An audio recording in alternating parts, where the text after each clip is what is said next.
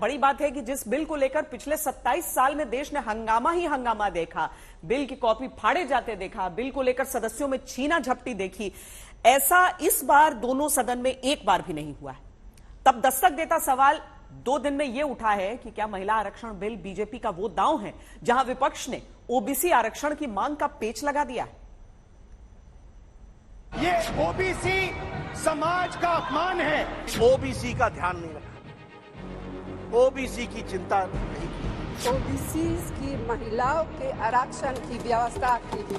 Bharatiya Janata party ने OBC प्रधानमंत्री, OBC के साथ नाइंसाफी। जितने पुरुषों को वो लोग ओबीसी में टिकट देते हैं वो सब महिलाओं को दे दे। बात करते इस देश में इतनी बड़ी संख्या में ओबीसी समाज के लोग रहते हैं, उनको आपने क्या प्रतिनिधित्व दिया? म्युनिसिपल कॉर्पोरेशन में किस तरह से रिजर्वेशन होगा, आपने उसके लिए कभी ओबीसी की बात तो नहीं की। सवाल उठता है कि महिला आरक्षण बिल को पास करने के दौरान ओबीसी का मुद्दा सबसे ज्यादा क्यों उठा?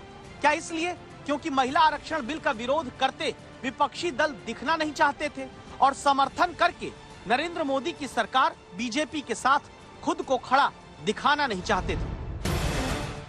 इसीलिए समर्थन की बात करने के बाद सीधे ओबीसी के लिए अलग आरक्षण और जातिगत जनगणना का क्लॉज लगाना कांग्रेस समेत इंडिया गठबंधन के दूसरे दल, बाकी विपक्ष के नेता ने अपने लिए जरूरी समझा। उदाहरण के तौर पर कुछ बयानों पर गौर करिए। भारतीय राष्ट्रीय कांग्रेस की तरफ मैं नारी शक्ति बंधन अधिनियम 2023 के समर्थन में खड़ी हुई। कास्ट सेंसस कराकर schedule caste, schedule tribe, OBC की महिलाओं के आरक्षण की व्यवस्था की गई। हमारी पार्टी इस बिल का इस खास बात को ध्यान में रखकर समर्थन करती है। देश की ओबीसी वर्गों की महिलाओं का भी इस महिला आरक्षण विधेयक में अलग से आरक्षण का कोटा सुनिश्चित किया जाना चाहिए। जो सामान्य वर्गों की महिलाओं की तुलना में ये अभी भी काफी पिछड़ी हुई है। I stand on behalf of the Nationalist Congress Party in full support of this bill. He said that ये तो ST, SC, OBC का अभी मांग करेंगे। क्यों नहीं मांग करेंगे? सरकार से हम लोग ऑपोजिशन मांग नहीं करेगी तो कौन करेगा? And why not? This is a great golden opportunity on 303. दे दीजिए, nothing wrong. महिला आरक्षण बिल 2023 का हमारी पार्टी जनता दल यूनाइटेड समर्थन करती है।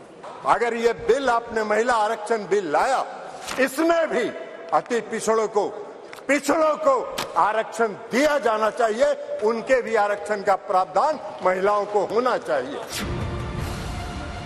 अगर महिला आरक्षण को लेकर पुराना इतिहास याद करें तो शरद यादव, मुलायम सिंह यादव और लालू प्रसाद यादव जैसे दिग्गज नेता और इनके दल के बाकी सांसद 1996 से 2010 तक ओबीसी महिलाओं के लिए अलग रिजर्वेशन मांगते हुए सदन में विरोध जताते रहे।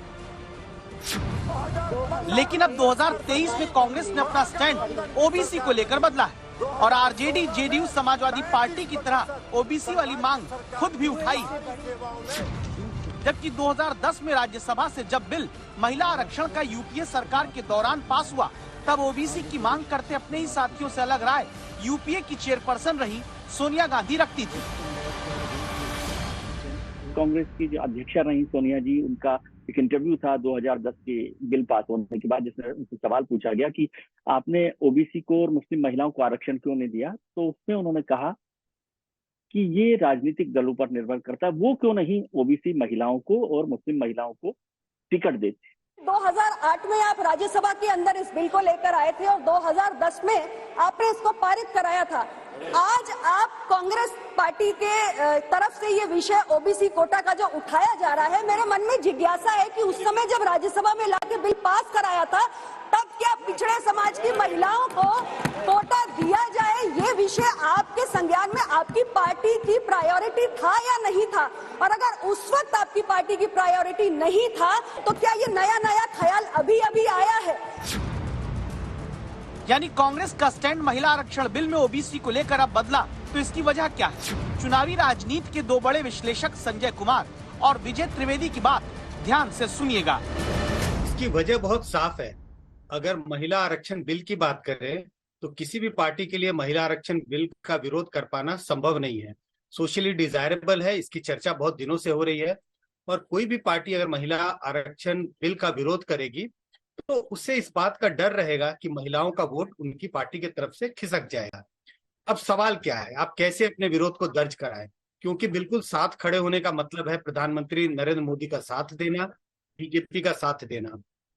कई पार्टियों के लिए बहुत रिस्की है क्योंकि वो बीजेपी के विरोधी पार्टी के रूप में दिखना चाहते हैं। ऐसी स्थिति में उन्हें लगता है कि बिल में कुछ संशोधन की जरूरत है, और उन्होंने ये जिसको कहते हैं कोटा विद इन कोटा, और इसकी आवाज बुलंद की है और ये मांग कर रहे हैं कि महिलाओं के आरक्षण के लिए तो ठीक, हम इसका समर्थन करते हैं, लेकिन ओबीसी महिलाओं के लिए भी आरक्षण का उसके अंदर में प्रावधान होना चाहिए। मोदी सरकार है, उसको इसका क्रेडिट मिलेगा कि महिला आरक्षण बिल पास कर दिया, तो इसका क्रेडिट किसको जाएगा? नरेंद्र मोदी को।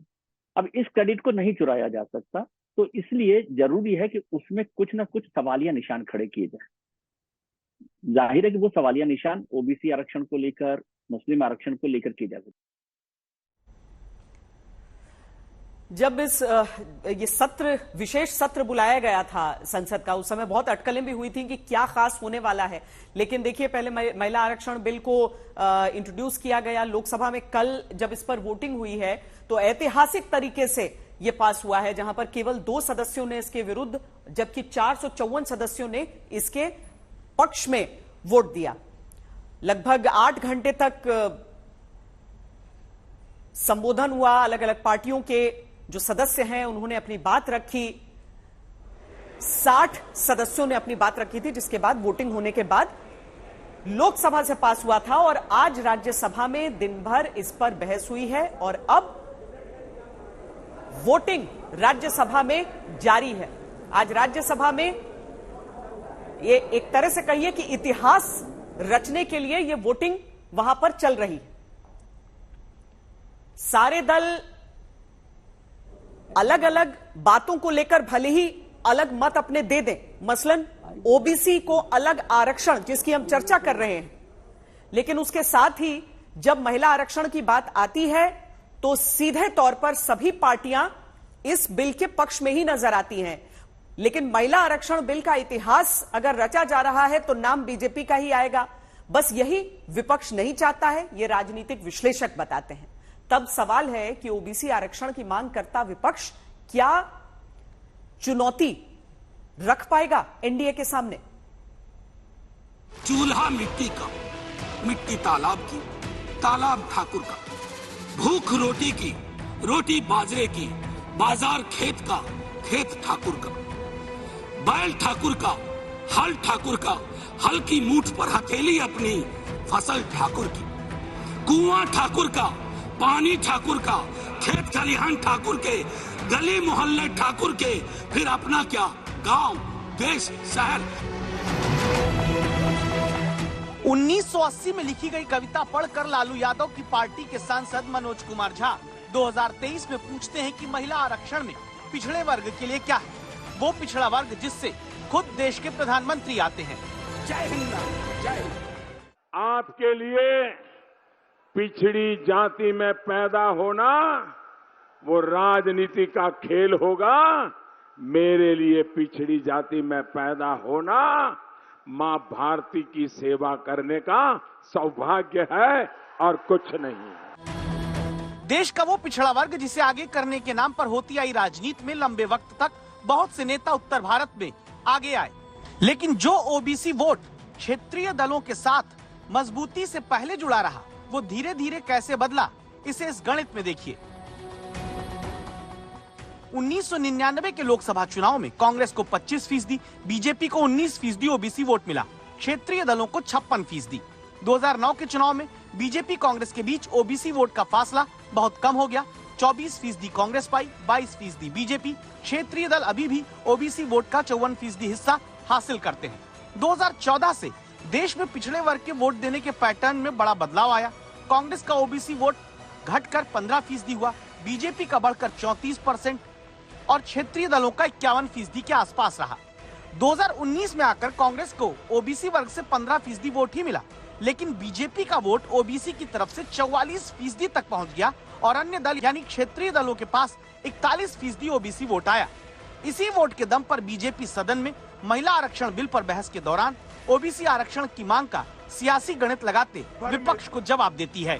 और गुजरात में सारे जो ओबीसी का राग हड़पते हैं उनको मैं कहना चाहता हूं, आपकी पार्टियों ने कभी ओबीसी प्रधानमंत्री नहीं बनाया, भारतीय जनता पार्टी ने ओबीसी